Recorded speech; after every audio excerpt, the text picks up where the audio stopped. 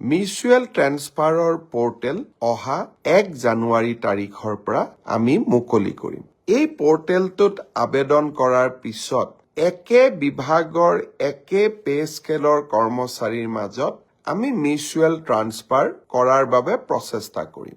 এই পৰ্টেলটো প্ৰায় 2 মাহ জুৰি খোলা থাকিব, 1 জানুৱাৰীৰ পৰা 28 ফেব্ৰুৱাৰীলৈ। এই সময়ছোৱাৰ ভিতৰতে আমি আবেদন কৰিম, আমি ভেৰিফিকেশ্যন কৰিম।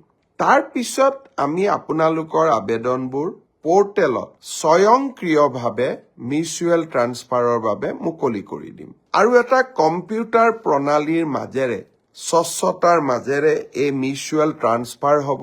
আপোনালোকক সোধা যাব, আপোনালোকে সন্মতিৰ বাটনটো টিপাৰ লগে লগে মিউচুৱেল ট্ৰান্সফাৰৰ অৰ্ডাৰ নিজে নিজে কম্পিউটাৰৰ পৰা ওলাই আহিব।